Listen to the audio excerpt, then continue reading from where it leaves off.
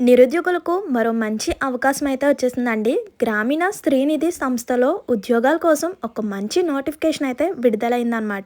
తెలుగు చదవడం, రాయడం వస్తే సరిపోతుందనమాట. ఇలాంటి అవకాశం వచ్చినప్పుడు అస్సలంటే అసలు మిస్ అవ్వద్దు. మరి వెంటనే అప్లై చేసేసుకోండి. మరి డీటెయిల్స్ చూసేద్దామా? శ్రీనిధి సంస్థ నుంచి వచ్చిన నోటిఫికేషన్ యొక్క ఫుల్ డీటెయిల్స్ అయితే చూసేద్దాం. Age limit, salary details, selection process ఎలా ఉంటుంది, అప్లికేషన్ ఫీ ఏమన్నా ఉంటుందా, అలాగే అప్లికేషన్ ప్రాసెస్తో సహా క్లియర్గా ఈరోజు మన వీడియోలో అయితే చూసేద్దాం. స్కిప్ చేయకుండా వీడియో ఫుల్గా చూస్తే డీటెయిల్స్ అన్నీ కూడా క్లారిటీగా అర్థమవుతాయండి. అండ్ మర్చిపోకుండా వీడియో చూసే ముందు ఒక్క చిన్న లైక్ చేసి అయితే వీడియో చూడండి.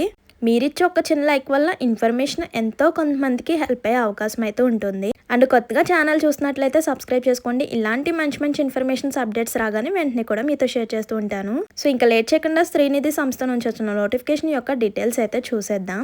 తెలంగాణలో ఉద్యోగాల కోసం ఎదురు చూస్తున్న అభ్యర్థులకు శ్రీనిధి క్రెడిట్ కోఆపరేటివ్ ఫౌండేషన్ లిమిటెడ్లో ఒక గొప్ప అవకాశం అయితే వచ్చేసింది. ఈ సంస్థ తెలంగాణలోని వివిధ జిల్లాల్లో 123 అసిస్టెంట్ మేనేజర్ పోస్టుల భర్తీగా నోటిఫికేషన్ అయితే విడుదల చేసింది.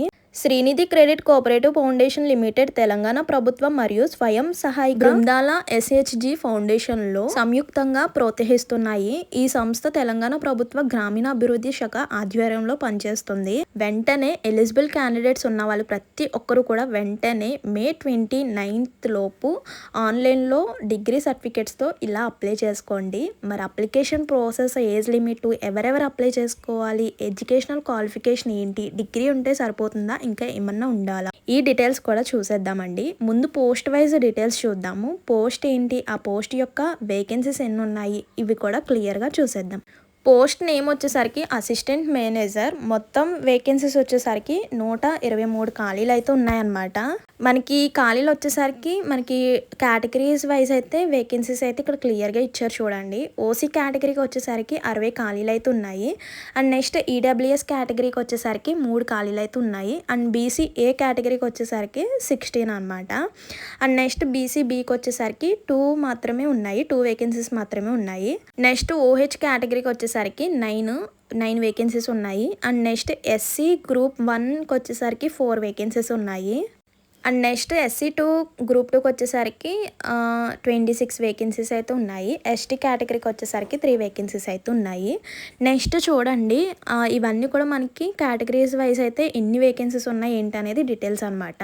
అండ్ నెక్స్ట్ విద్యార్హత చూడండి, అభ్యర్థులు గుర్తింపు పొందిన విశ్వవిద్యాలయం నుంచి బ్యాచిలర్ డిగ్రీ కలిగి ఉండాలన్నమాట. ఎనీ డిగ్రీ కంప్లీట్ చేసి ఉండాలి.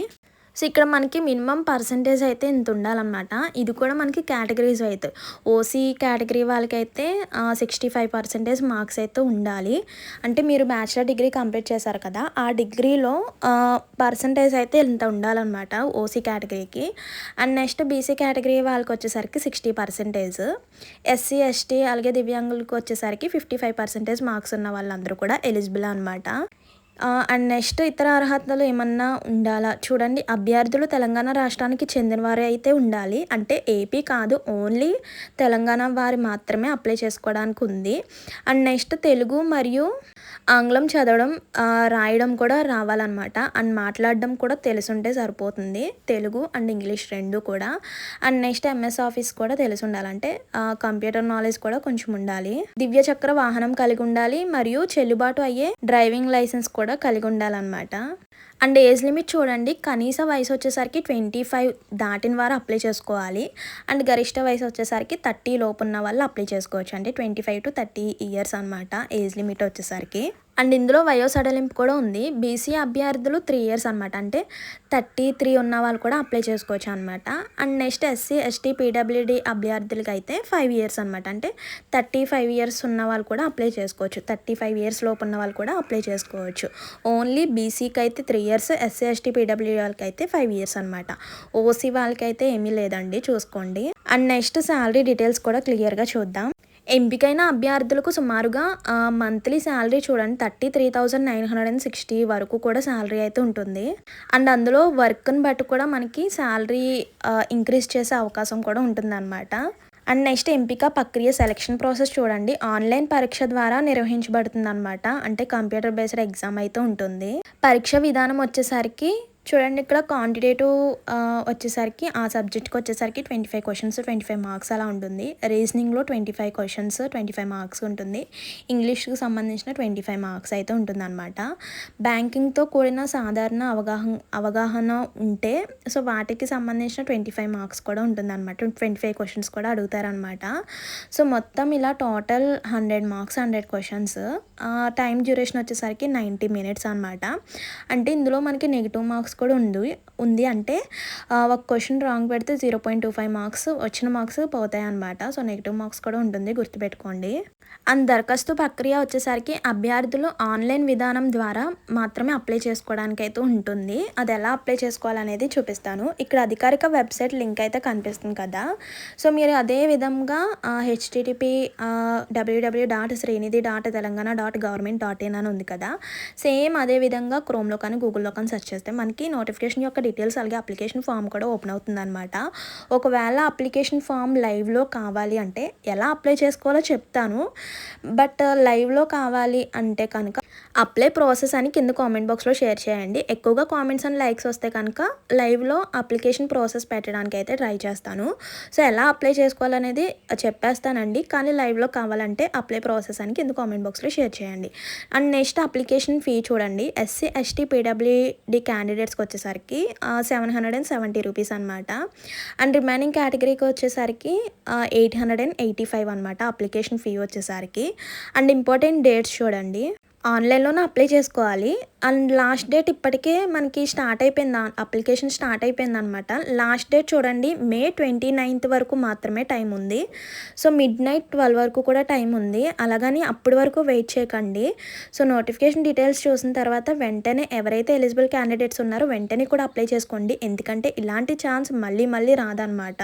And next application last date అయితే చెక్ చేసుకోండి, May 29th లాస్ట్ అనమాట.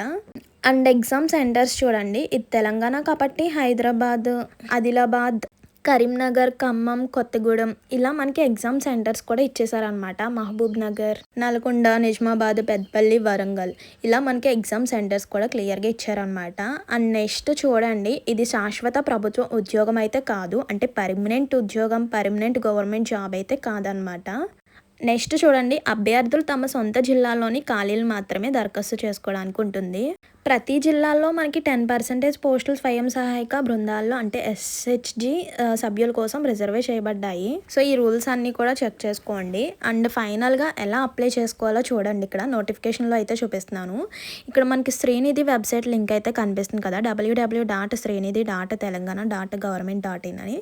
సో ఆ లింక్ ఓపెన్ చేయగానే కెరియర్ అనే ఆప్షన్ అయితే కనిపిస్తుంది. సో దానిపై క్లిక్ చేసిన తర్వాత అప్లై హియర్ అని అయితే కనిపిస్తుంది, క్లిక్ చేయాలి. అండ్ మీ యొక్క రిజిస్ట్రేషన్ అయితే కంప్లీట్ చేసుకోవాలన్నమాట. అంటే మీ యొక్క నేము అలాగే కాంటాక్ట్ డీటెయిల్స్, ఈమెయిల్ డీటెయిల్స్ అయితే వస్తాయి. అలాగే పాస్వర్డ్తో సహా డీటెయిల్స్ అన్నీ ఫిల్ చేసి రిజిస్ట్రేషన్ అయితే కంప్లీట్ చేసుకోవాలన్నమాట.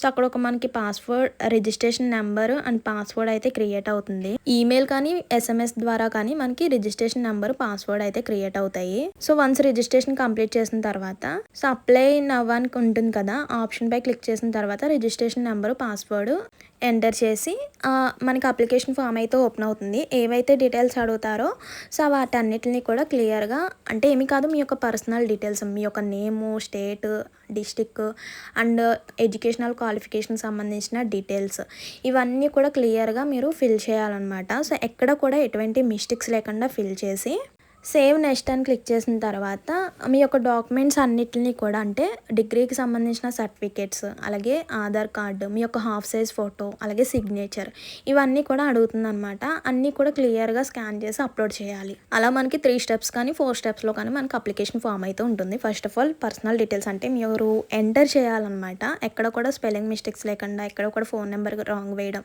ఇలా ఏ నెంబర్ కూడా మిస్టేక్ లేకుండా అన్నీ కూడా కరెక్ట్గా ఫిల్అప్ చేసి డాక్యుమెంట్స్ అన్నిటిని కూడా స్కాన్ చేసి అప్లోడ్ చేసి ఇంకోటి గుర్తుపెట్టుకోండి, సిగ్నేచర్ చేసినప్పుడు ఎనమాల ఎటువంటి షాడోస్ ఏమీ లేకుండా ఇక్కడ ఫోటోగ్రాఫర్ ఇమేజ్ చూడండి 4.5 సెంటీమీటర్స్ టు 3.5 సెంటీమీటర్స్లో ఉండేలాగా పాస్పోర్ట్ సైజ్ని అప్లోడ్ చేయాలి. సో అన్నీ అప్లోడ్ చేసిన తర్వాత అప్లికేషన్ ఫీ కూడా మనకి 800+ అలా ఉంది కదా. సో ఏ కేటగిరీకి ఎంత ఫీ ఉందో అప్లికేషన్ ఫీ అది కూడా పే చేసేసి లాస్ట్లో సబ్మిట్ అని చేయడమే. సో ఇంతే అనమాట అప్లికేషన్ ప్రాసెస్ అయితే. ఇందులో ఇంకేమన్నా ఈ నోటిఫికేషన్లో శ్రీనిధి సంస్థ నుంచి వచ్చిన నోటిఫికేషన్లో ఏమన్నా డౌట్స్ ఉన్నా కూడా కామెంట్ చేసేయండి. అలాగే అప్లికేషన్ ప్రాసెస్ కావాలంటే కింద కామెంట్ బాక్స్లో అప్లికేషన్ ప్రాసెస్ అని కామెంట్ చేసి ఈ వీడియోకి ఒక చిన్న లైక్ చేయండి. ఇలాంటి మంచి మంచి ఇన్ఫర్మేషన్స్ కోసం మన ఛానల్ని ఫాలో అవుతుండండి. మర్చిపోవద్దు, వెళ్ళే ముందు ఒక చిన్న లైక్ చేయండి. కొత్తగా ఛానల్ చూస్తున్నట్లయితే సబ్స్క్రైబ్ చేసుకోండి. ఇలాంటి మంచి మంచి నోటిఫికేషన్స్ అప్డేట్స్ రాగానే వెంటనే కూడా మీతో షేర్ చేస్తూ ఉంటాను. ఉంటాను మరో మంచి ఇన్ఫర్మేషన్తో మళ్ళీ కలుద్దాం. See you to next video. Thank you for watching. Please do like, share and subscribe. Bye bye.